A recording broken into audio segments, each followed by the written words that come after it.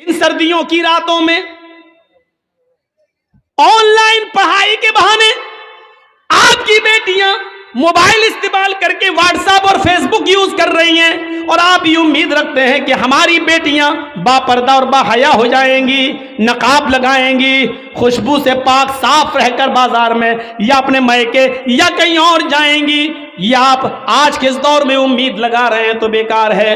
اگر آپ نے اپنی بیٹی کو اینڈرائڈ موبائل دے رکھا ہے، فیس بک اور میسنجر اور واٹس ایپ اگر وہ چلا رہی ہیں، تو یاد رکھیے گا آپ اپنی بیٹی پر بھروسے کے لائق نہیں ہیں۔ آپ کی نظر میں آپ کی بیٹی کتنی پاک صاف ہو، لیکن آپ کو اپنی بیٹی پر بھروسہ نہیں کرنا چاہیے، اعتماد نہیں کرنا چاہیے، اس لیے کہ واٹس ایپ اور میسنجر اور فیس بک چلانے والی لڑکی کا اعتبار نہیں کیا جا سکتا ہے آج کے اس دور میں۔ جب حضرت عائشہ صدیقہ کے اوپر تہمت لگ سکتی ہے، حضرت عائشہ صدیقہ الزام سے اپنے آپ کو نہیں بچا سکتی ہیں، تو ہماری بیٹیاں ان سے زیادہ پاک دامن تو نہیں ہیں، ہماری بچیاں ان سے زیادہ نیک تو نہیں ہیں۔ جب منافقوں نے، جھوٹوں نے، جب کجروؤں نے اور دل کے گندے لوگوں نے اما عائشہ کو نہیں چھوڑا، تو ہماری بیٹیوں کو کیسے چھوڑیں گے؟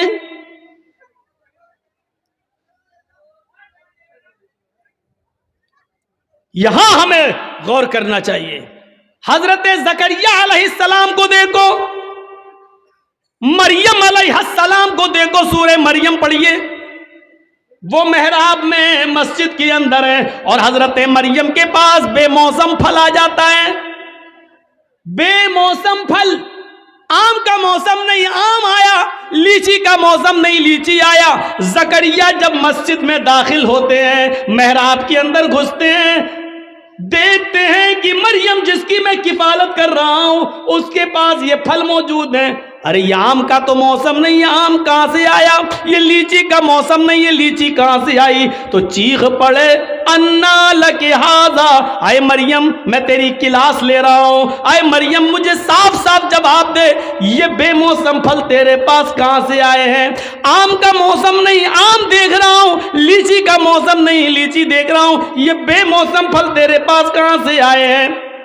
وہ مریم جس کی پاک دامنی کی گواہی اللہ تعالیٰ نے دی ہے کہ ہم نے مریم کو بغیر شوہر کے بیٹا دیا، عیسیٰ بغیر باپ کے ہم نے پیدا کیا، وہ مریم جن کے پاک و صاف ہونے کا اعلان اللہ تعالیٰ نے کیا ہے، قرآن میں جن کو پاک دامن بتایا ہے، اس مریم کی کلاس زکریا لے رہے ہیں کہ بتا میری بیٹی، او بتا میرے لخت جگر، یہ تیرے پاس کہاں سے آیا ہے؟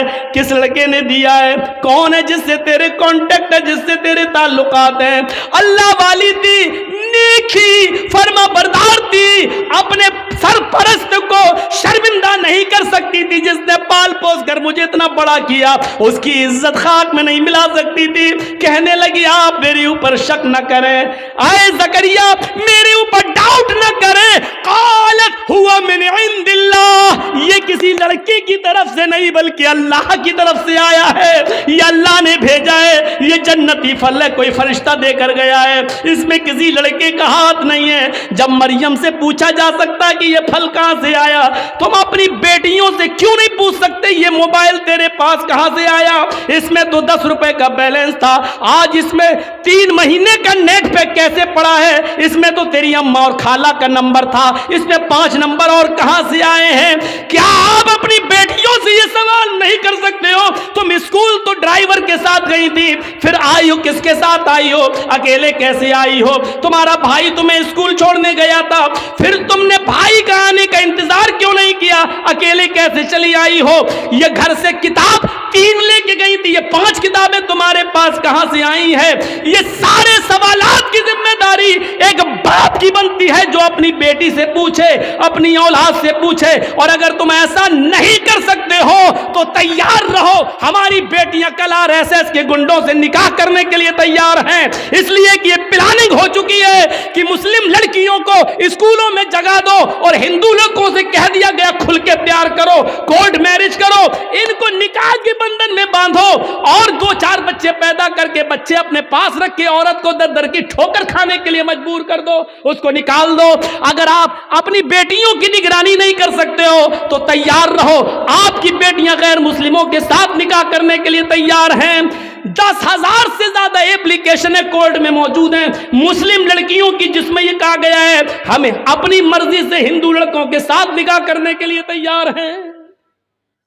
میرے ماں باپ روکیں گے اس لیے مجھے پولیس پروڈکشن دیا جائے, سرکشا دی جائے. میرے ماں باپ کورٹ میرج کے موقع پر میرے لیے رکاوٹ بن سکتے ہیں. یہ لڑکیوں نے, مسلم لڑکیوں نے, کالج کی لڑکیوں نے یہ لکھ کر دیا ہے. تیار رہیے, اگر آپ اپنی بیٹیوں کے موبائل نہیں چھین سکتے ہو, ان سے سوال جواب نہیں کر سکتے ہو, تو پھر یہ دن دیکھنے کے لیے تیار رہو کہ آپ کی بیٹی مسز ادریس, مسز اسلم نہیں بنے گی, مسز کھنہ بنے گی, مسز رمیش بنے گی, مسز موہن بنے گی, مسز فلاں بنے گی, یہ بنے گی. اس کے لیے تیار رہو.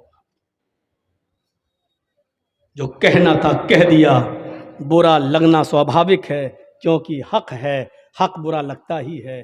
آپ نے پوچھا نماز پڑھی کہ نہیں پڑھی, بیٹے سے پوچھا. ہمارے نبی نے تو یہ کہا تھا نا جب بچہ 7 سال کا ہو جائے, بچے میں لڑکا لڑکی دونوں شامل ہے, جب بچہ 7 سال کا ہو جائے نماز پڑھنے کا حکم دو, لے کے جاؤ.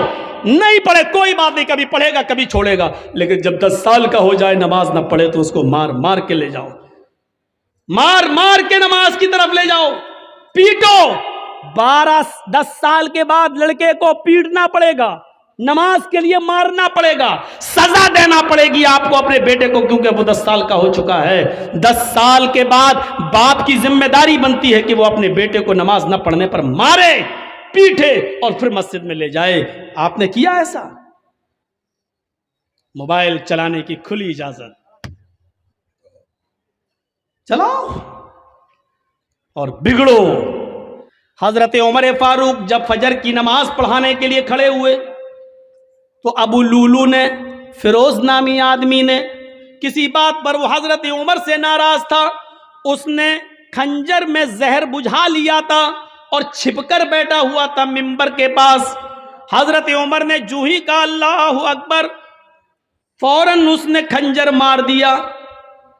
حضرت عمر فاروق کے پیٹ میں وہ خنجر لگتا ہے, اس نے نکالا تو پیٹ تھوڑا سا پھٹ جاتا ہے, ناف سے لے کر جہاں شرمگاہ ہوتی ہے یہاں تک, جب اس نے خنجر نکالا تو یہاں تک پیٹ پھٹ گیا, خون کا دھارا بہنے لگا.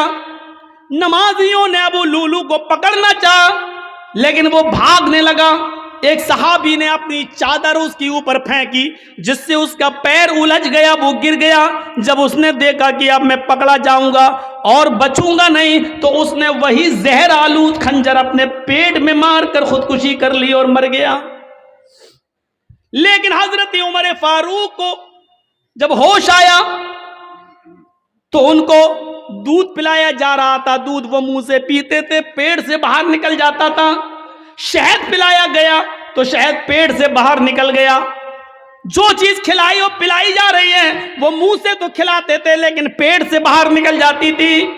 اس حال میں کسی نے کہہ دیا امیر المومنین اب آپ فجر کی نماز کیسے پڑھیں گے؟ آپ پہلی رکعت میں تھے اور آپ کو خنجر مار دیا گیا ہے, آپ بے ہوش ہو کر زمین پہ گرے ہیں اور حالت آپ کی ہے کہ کھانا پانی پیٹ میں رک نہیں رہا ہے, آپ فجر کی نماز کیسے پڑھیں گے؟ حضرت عمر نے کہا پڑھوں گا, میری فجر کی نماز کیا ادا نہیں ہوئی ہے؟ کہا نہیں. پانی لاؤ, وضو بنایا, کھڑے ہو گئے. لوگوں نے کہا بیٹھ کے پڑھ لو, کہنے لگے نہیں نہیں ابھی کھڑے ہونے کی طاقت ہے. کھڑے ہو کر 2 رکعت نماز پڑھی اور نماز پڑھنے کے بعد فرمایا لوگوں اگر یہ حالت کسی اور کی ہو جائے, کھانا پانی بھی پیٹ سے نکلنے لگے, اس حال میں بھی اگر نماز کا ٹائم ہو جائے، نماز کا وقت ہو جائے اور اس آدمی کو ہوش ہو تو نماز اس حال میں بھی پڑھنا پڑے گی۔ اگر اس حال میں ہوش ہے، پیٹ پھٹ جانے کے باوجود، کھانا پانی پیٹ سے نکلنے کے باوجود اگر ہوش ہے اور نماز نہیں پڑھتا ہے تو لا حظ فی الاسلام لمن ترک الصلاۃ، تو ایسے آدمی کا اسلام میں کوئی حصہ نہیں ہے۔ اس حال میں نماز نہ پڑھے تو اسلام میں حصہ نہیں ہے۔ جو تندرستی میں نماز نہ پڑھے وہ مسلمان بنا بیٹھا ہے۔ کتنے بڑے کبھی کسی کو کھڑا کر کے پوچھو کیا نام ہے؟ ضیاء الحق، حق کی روشنی۔ اچھا نماز پڑھی تھی عشاء کی؟ نہیں مولانا صاحب۔ ضیاء الحق نماز پڑھی؟ نہیں۔ اس حال میں نماز معاف نہیں ہے، نماز تو ہے ہی نہیں معاف۔ جرجی صاحب کو مودی کی، یوگی کے کچھ گنڈے پکڑ لیں، کرسی پہ لے کے ہاتھ پیر باندھ دیں، اسی بیچ اذان کی آواز آ رہی ہو، اللہ اکبر اللہ اکبر، جرجی صاحب ایک بار کہیں گے صاحب لنچنگ کرنے والوں مجھے مار رہے ہو مار دینا، لیکن مجھے 2 رکعت نماز پڑھ لینے دو۔ چھوڑتے ہیں تو ٹھیک، نہیں چھوڑتے ہیں تو کرسی پر بندے بندے ہمیں نماز پڑھنا پڑے گی۔ وضو کے لیے پانی دے دو، نہیں دیتے ہیں تو نیت سے وضو کرنا پڑے گا۔ اللہ وضو کے لیے پانی نہیں ہے، میں نے وضو کی نیت کر لی ہے، یہ وضو کی نیت ہی ہمارے لیے وضو ہوگی۔ ان سے کہا جائے گا کہ صاحب میرا چہرہ قبلے کی طرف کر دو، اگر وہ کرتے ہیں تو ٹھیک ہے، نہیں کرتے ہیں تو نیت کرنا پڑے گی۔ ہاں میرا چہرہ کھلا ہوتا تو قبلے کی طرف کرتا، لیکن میں بندھا ہوا ہوں اس لیے میں اسی طرف رک کر کے نماز پڑھ رہا ہوں۔ اے اللہ تو کسی قبلے کا محتاج تو نہیں ہے، تو میری دل کی نیت اچھی طریقے سے جانتا ہے۔ لیس البر ان تولوا وجوہکم قبل المشرق مغرب، یہ آیت آپ کے ذہن میں آنی چاہیے، لیکن نماز اس وقت بھی پڑھنا پڑے گی۔ قبلے کی طرف چہرہ نہیں ہے کوئی بات نہیں، جہاں تمہارا چہرہ ہے اس طرف کر لو۔ اللہ اکبر کہہ کر ہاتھ نہیں اٹھ رہے ہیں بندے ہیں تو زبان سے اللہ اکبر کہہ لو۔ وضو کے لیے پابندی ہے، پانی نہیں دیا جا رہا ہے تو نیت وضو سے کر لو۔ چہرہ قبلے کی طرف نہیں کرنے دیا جا رہا تو جہاں چہرہ ہے وہیں کر لو، اور الفاظ ادا کرتے رہو، لیکن نماز اس حال میں بھی پڑھنا پڑے گی جبکہ معلوم ہے کہ موت ہمارے سر پہ منڈلا رہی ہے، لیکن اس حال میں بھی نماز تمہارے اوپر معاف نہیں ہے۔ نماز کا وقت ہو گیا ہے، آپ کو اس حال میں نماز پڑھنا پڑے گی۔ یہ سختی ہے اسلام میں، لیکن نرمی بھی تو ہے۔ وضو کے لیے پانی نہیں مل رہا تو یہ نہیں کہا گیا نہیں رسی توڑو کرسی توڑو لیکن لاؤ پانی، نہیں ہے، نیت کر لو۔ یہ آسانی بھی تو ہے، قبلے کی طرف چہرہ نہیں کرنے دیا جا رہا، کوئی بات نہیں، جہاں چہرہ اسی طرف رک کر کے نماز پڑھو۔ ہاتھ نہیں اٹھ رہے کوئی بات نہیں، ایسے ہی پڑھو، زبان سے جملے ادا کرو لیکن کرو، یہی تو اسلام ہے۔ وَلَا تَتْرُكَنَّ صَلَاةً مَكْتُوبَةً متعمدن، فرض نماز قصدن جان بوجھ کر نہیں چھوڑنا ہے، اس لیے کہ جس قوم کے اندر فرض نماز جان بوجھ کر چھوڑ دی جاتی ہے فقط بریت ذمت اللہ کے نبی کہتے ہیں کہ اللہ کی ذمہ داری اس کے اوپر سے اٹھ جاتی ہے، پھر وہ مرے کٹے کہیں بھی جائے پھر اللہ رب العالمین کی کوئی ذمہ داری نہیں رہتی ہے۔ فقط بریت منہ ذمت اللہ کے ذمے سے یہ آدمی نکل جاتا ہے۔ 3 چیزیں ہو گئیں، چوتھی چیز بھی ہمارے سماج کا بہت بڑا حصہ، سنیے گا، وَلَا تَشْرَبَنَّ خَمْرًا فَإِنَّهُ رَأْسُ كُلِّ فَاحِشَةٍ، اور ہرگز کبھی شراب مت پینا، اس لیے آگے کا جملہ فَإِنَّهُ رَأْسُ كُلِّ فَاحِشَةٍ، اس لیے کہ یہ ہر گندی چیز کا دروازہ ہے، شراب ہر گندی چیز کا دروازہ ہے۔ یہ جملہ بڑا خطرناک ہے جو اللہ کے نبی نے کہا کہ شراب مت پینا، یہ تو ٹھیک ہے لیکن شراب ہر گندی چیز کا ٹھکانہ ہے، ہر گندی چیز کی جڑ ہے۔ یہ جملے بڑے قابل غور ہیں۔ سنن نسائی کی حدیث کی کتاب ہے، ایک حدیث کی کتاب ہے سنن نسائی، اس میں ایک واقعہ آیا ہے بنی اسرائیل کا اس زمانے میں ایک بہت بڑا نیک آدمی رہتا تھا، بہت بڑا نیک آدمی، پکا سچا نمازی اور عابد، عبادت گزار، تہجد گزار، ساری عبادتیں کرتا تھا، نیک آدمی۔ لیکن اس زمانے میں اس کے گاؤں کی ایک عورت بیوہ ہو چکی تھی، اس کا آدمی مر چکا تھا۔ اس عورت کی نظر اس نیک آدمی کے اوپر تھی کہ اس کو کسی طرح اپنے گھر بلایا جائے اور اس کے ساتھ زنا کیا جائے۔ سنو عبرت لو۔ تو اس عورت نے اپنی لونڈی سے، اپنی خادمہ سے کہا کہ بہانے سے اس نیک آدمی کو، اس عبادت گزار کو بلاؤ اور کہہ دو کہ کسی معاملے میں ہماری مالکن کو گواہی لینی ہے تم سے۔ بیچارے کو بلایا گیا، وہ نیک آدمی، اور سنو، تہجد گزار، نمازی، 5 وقت کا عبادت گزار، وہ آدمی اس لیے آ گیا کہ اس عورت کو کسی معاملے میں ہماری گواہی چاہیے، جو سچی گواہی ہوگی میں دے دوں گا، جو معلوم ہوگا وہ میں بتا دوں گا، اور جو نہیں معلوم ہوگا اس سے میں اجتناب کر لوں گا۔ یہ شخص نیک عبادت گزار وہاں جاتا ہے، اور جانے کے بعد اس لونڈی نے ایک دروازہ کھولا، دروازہ جیسی اندر گئی، ان کو لے کر یہ دروازہ بند ہو جاتا ہے۔ وہ کہتی ہے اگلے والے دروازے میں چلو، دوسرا دروازہ کھلتا ہے، یہ نیک آدمی دوسرے دروازے میں جاتا ہے، دوسرا دروازہ اپنے آپ بند ہو جاتا ہے۔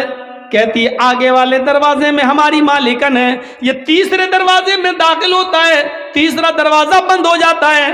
اسی طریقے سے وہ 4 یا 5 دروازے کے بعد وہ اس لڑکی کی مالکن کے پاس پہنچ جاتا ہے، جو حسن و جمال کی دیوی تھی، بڑی خوبصورت تھی، اور جس کا پتی مر چکا تھا، جس کا ہسبینڈ مر چکا تھا۔ کیا دیکھتا ہے یہ نیک آدمی، یہ عبادت گزار آدمی؟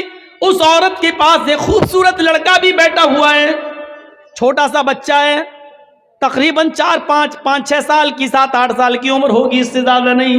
خوبصورت بچہ اس کے پاس ہے، اور شراب کا ایک پیالہ بھی اس کے پاس رکھا ہوا ہے، اور چھری بھی رکھی ہوئی ہے۔ اس عورت نے کہا دیکھو، میں نے کسی گواہی کے لیے تمہیں نہیں بلایا ہے، میں نے تمہیں صرف اس لیے بلایا ہے کہ ادنو منی، میرے قریب ہوئیے اور میرے ساتھ زنا کیجئے، مجھے تم سے اپنی پیاس بجھانی ہے۔ اس آدمی نے اپنے دونوں ہاتھوں کو کان پہ رکھا اور کہنے لگا واللہ یہ کام مجھ سے نہیں ہو سکے گا، تمہیں معلوم ہے کہ میری پوری زندگی عبادت میں گزر گئی ہے، مجھے دھوکے سے یہاں بلایا گیا ہے۔ اس عورت نے کہا ہاں یہی سمجھو کہ مجھے دھوکے سے بلایا گیا ہے، میں نے آپ کو بلایا ہے، اب آپ کے پاس 3 آپشن ہیں، ان میں سے ایک کام کریے آپ، نہیں تو زندہ نہیں جا سکتے آپ یہاں سے۔ پوچھنے لگا کہ دوسرا آپشن بتاؤ۔ اس نے کہا میں 2 آپشن اور دیتی ہوں، یا تو میرے ساتھ زنا کیجئے، زنا نہیں کر سکتے تو یہ چھری اٹھائیے، اس خوبصورت جو بچہ بیٹا 7-8 سال کا، اس بچے کو قتل کیجئے، یا تو میرے ساتھ زنا کیجئے یا اس کے ساتھ اس کو قتل کیجئے۔ اس نے کہا قتل بھی بہت بڑا گناہ ہے، میں یہ بھی نہیں کر سکتا۔ پھر اس نے کہا کہ اگر قتل بھی نہیں کر سکتے ہو تو پھر یہ شراب کا پیالہ جو رکھا ہوا ہے، شراب کے پیالے کو پی لیجئے۔ اس نے جب دیکھا کہ میرے بچنے کا کوئی راستہ نہیں، تو وہی معاملہ تھا، بڑے گناہ سے بچنے کے لیے چھوٹا گناہ کر لیا جائے، اپنی جان کو بچانے کے لیے۔ یہاں تو شرک کرنے کو بھی نہیں کہا جا رہا ہے، صرف شراب پینے کے لیے کہا جا رہا ہے۔ چلو زنا کرنے سے اور قتل کرنے سے بہتر ہے کہ شراب کا پیالہ اٹھا کر پی لیا جائے۔ لہذا اس نیک آدمی نے شراب کا پیالہ اٹھا کر پی لیا۔ شراب کا پیالہ اٹھا کر پی لیا تو اس کو تھوڑا مزہ آ گیا، شراب کا جیسی ہلکا سا غنود کی طاری ہوئی، اس عورت نے دوسرا پیالہ شراب کا بھر دیا، کہا کہ ایک اور پی لو۔ اس نے کہا جب ایک پی لیا ہے تو دوسرا پینے میں کیا؟ اس نے دوسرا بھی پی لیا، اس نے ایک اور پلایا، اس نے تیسرا بھی پی لیا، اور پھر شراب کے نشے میں دھت ہو کر اس نے اس کے ہاتھ میں چھری پکڑا دی۔ یہ آدمی شراب کے نشے میں تھا، اس لیے شراب تو پی چکا تھا، اس نے اس بچے کو قتل بھی کر دیا۔ شراب کے نشے میں آ کر اس لڑکے کو جو 7-8 سال کا بچہ تھا خوبصورت، اس بچے کو اس نے قتل بھی کر ڈالا. اور پھر شراب کے نشے میں اس عورت نے اس کے دونوں ہاتھ پکڑ کے اپنے اوپر اس کو سوار کر لیا اور اس نے شراب کے نشے میں اس عورت کے ساتھ زنا بھی کر ڈالا. غور کیجئے، ایک گناہ کروایا جا رہا تھا اس سے کہ تو میرے ساتھ زنا کر، لیکن اس نے زنا سے بچنے کے لیے کہا کہ نہیں، اللہ سے ڈرایا، قیامت سے ڈرایا، جہنم سے ڈرایا. لیکن اس عورت کی اوپر زنا کا بھوت سوار تھا. اس نے کہا اگر زنا نہیں کرتے ہو تو قتل کرو. قتل بھی کرنے سے انکار کر دیا تو کہا شراب پیو. اور جب شراب پی تو شراب پی کے قتل بھی کر ڈالا اور زنا بھی کر ڈالا. اللہ کے نبی نے کیا فرمایا؟ شراب مت پیا کرو، اس لیے کہ شراب تمام برائیوں کی جڑ ہے. میرے بھائیوں، نہ شراب پیا ہوتا، نہ قتل کیا ہوتا، نہ زنا. شراب نے اس سے قتل بھی کروا دیا اور زنا بھی کروا دیا. پھر یہ آدمی میرے بھائیوں زندگی بھر شرابی بن گیا ہے، گلیوں میں گھومتا پھرتا اور لوگوں سے شراب کی بھیک مانگتا پھرتا. یہ ایک جنتی آدمی تھا، لیکن ایک بار شراب پینے کے بعد اس کی دل کی دنیا بدلی اور اس حال میں مرا کہ مرتے وقت بھی یہ شراب کی بوتل مانگ رہا تھا، شراب کا پیالہ مانگ رہا تھا، شراب مانگ رہا تھا. اور پھر آخر شراب نہیں مرا، نہیں ملی اور ایسے ہی مر جاتا ہے. اندازہ لگائیے کہ ایک پیالے شراب نے اس آدمی کی زندگی کو کیسے بدل دیا، ایک جنتی انسان کو جہنمی انسان کیسے بنا دیا. اسی لیے اللہ کے نبی نے فرمایا وَلَا تَشْرَبَنَّ خَمْرًا فَإِنَّهُ رَأْسُ كُلِّ ذَنْبٍ كُلِّ فَاحِشَةٍ، ہر گندی چیز کی جڑ ہے یہ شراب. نوجوانوں، اس شراب کو تم ہاتھ مت لگایا کرو، چھوڑ دو اس شراب کو.